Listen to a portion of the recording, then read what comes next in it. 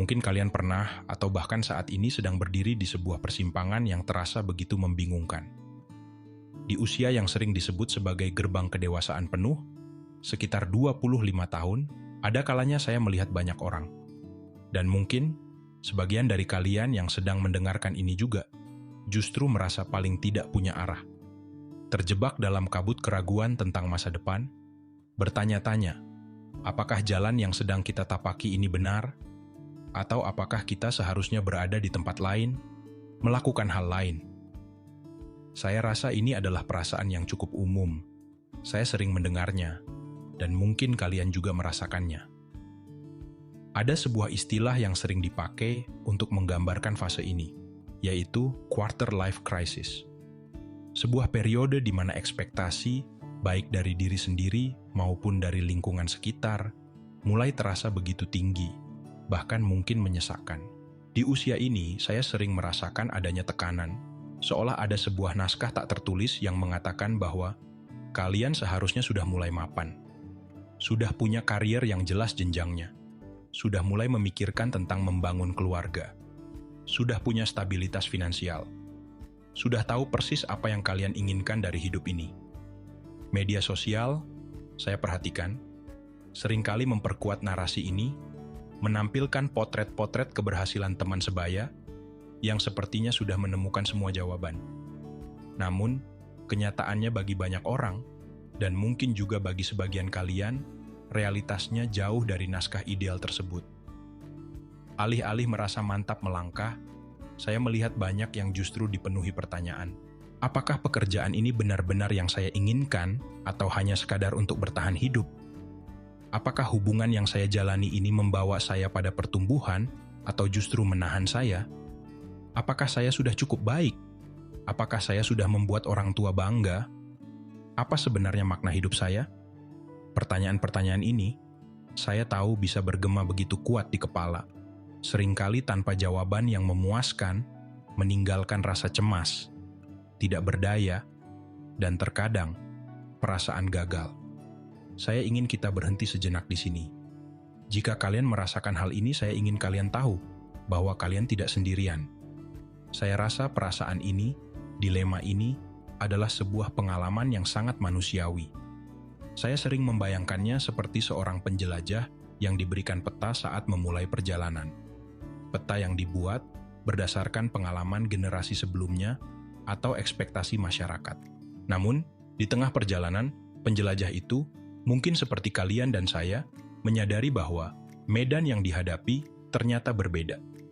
Peta itu tidak lagi sepenuhnya relevan. Ada lembah-lembah keraguan, gunung-gunung ketidakpastian, dan sungai-sungai pilihan yang tidak tertera di peta lama.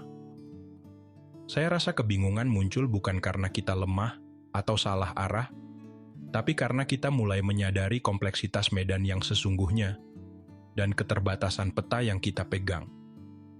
Mari saya ajak kalian bertanya pada diri sendiri, dengan jujur, dengan lembut. Saya mengajak kalian, dan juga diri saya sendiri, untuk bertanya. Di tengah semua kebisingan ekspektasi dan perbandingan ini, apa yang sebenarnya hati kecil kalian inginkan?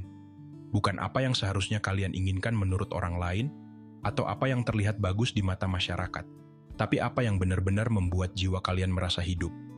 Apa yang membuat saya atau kalian rela bangun pagi dengan semangat?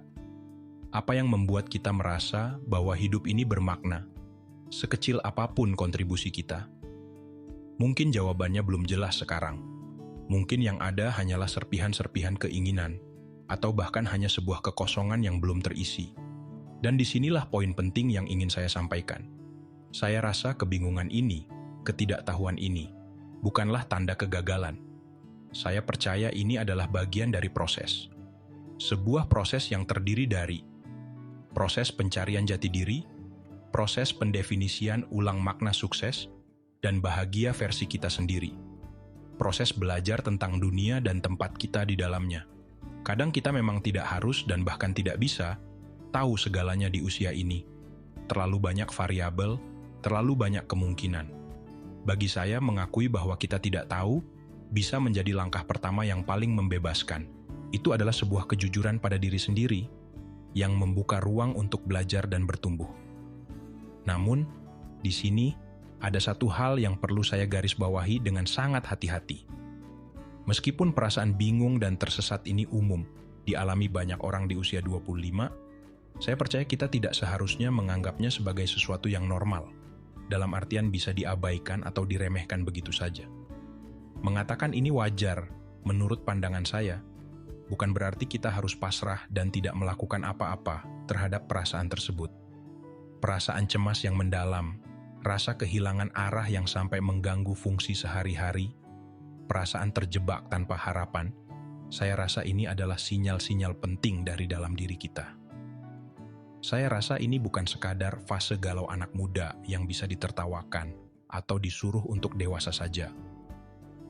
Bagi saya, ini adalah penanda bahwa ada sesuatu yang fundamental dalam hidup kita, yang perlu diperhatikan, dievaluasi, dan mungkin diubah.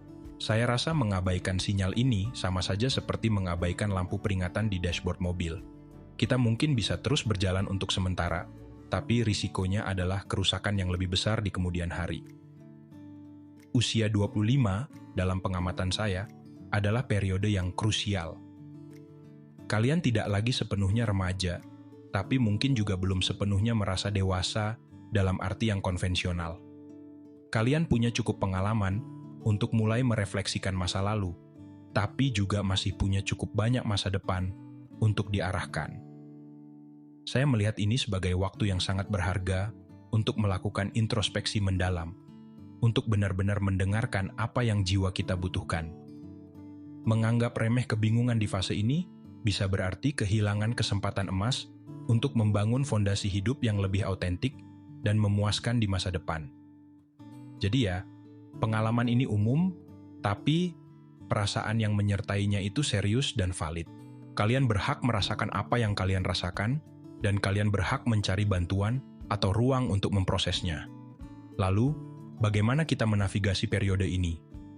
Jika kita sudah sepakat bahwa ini bukan sekadar fase remeh, dan bahwa kita tidak harus punya semua jawaban sekarang, apa langkah selanjutnya? Jawaban yang saya temukan terletak pada pemahaman bahwa pencarian tujuan hidup ini bukanlah sebuah perlombaan. Tidak ada garis finish yang sama untuk semua orang, tidak ada waktu standar kapan kita harus sampai. Ini adalah sebuah perjalanan pribadi, unik untuk setiap individu, termasuk untuk saya dan untuk kalian. Ada orang yang mungkin merasa sudah menemukan panggilannya sejak usia belasan. Saya juga melihat ada yang baru menemukannya di usia 30-an, 40-an, atau bahkan lebih tua. Ada yang merasa panggilannya berubah seiring waktu. Saya sungguh percaya, dan saya rasa, tidak ada jalan yang benar atau salah secara absolut, yang ada hanyalah jalan yang terasa tepat untuk kita saat ini. Membandingkan progres kalian dengan orang lain, seperti yang sering saya lihat, hanya akan menambah beban kecemasan yang tidak perlu. Ingatlah, kita hanya melihat permukaan dari kehidupan orang lain. Kita tidak tahu perjuangan, keraguan, atau ketidakpastian yang mereka hadapi di balik layar.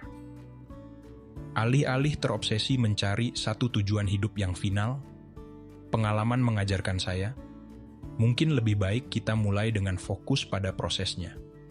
Proses ini meliputi proses mengenal diri sendiri lebih dalam, proses mencoba hal-hal baru, proses belajar dari kesalahan, proses membangun hubungan yang bermakna, dan proses menemukan apa yang memberi kita energi, serta apa yang mengurasnya. Terkadang, arah tidak ditemukan dalam sebuah momen pencerahan besar, tapi dalam serangkaian langkah-langkah kecil yang kita ambil setiap hari. Mungkin dengan mencoba pekerjaan sukarela di bidang yang menarik minat kalian, meskipun hanya beberapa jam seminggu. Mungkin dengan mengambil kursus singkat tentang keterampilan baru. Mungkin dengan memberanikan diri berbicara pada orang-orang yang melakukan pekerjaan yang kalian kagumi. Mungkin dengan lebih banyak meluangkan waktu untuk hobi yang sempat terlupakan. Atau mungkin sesederhana meluangkan waktu tenang setiap hari, seperti yang kadang saya lakukan, untuk benar-benar merasakan apa yang ada di dalam diri, tanpa distraksi. Memberi ruang bagi diri sendiri untuk berkembang secara perlahan adalah kunci. Kita hidup di dunia yang serba cepat, yang menuntut hasil instan. Tapi pertumbuhan jiwa, penemuan makna, seringkali membutuhkan waktu, kesabaran, dan kelembutan pada diri sendiri. Saya suka menganalogikannya seperti menanam pohon.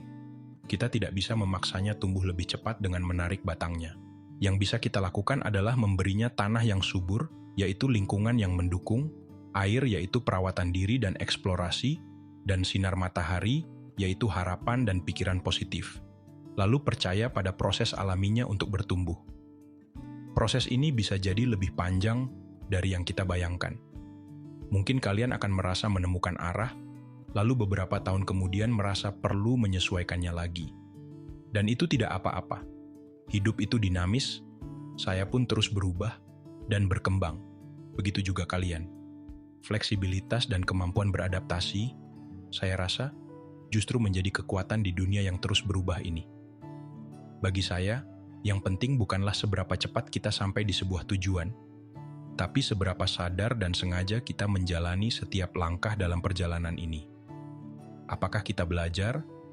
Apakah kita menjadi lebih kenal diri sendiri? Apakah kita menjadi lebih berbelas kasih pada diri sendiri dan orang lain? Saya rasa itulah penanda kemajuan yang sesungguhnya. Jadi, kembali ke pertanyaan awal. 25 tahun tapi masih nggak tahu hidup mau kemana? Wajar nggak sih?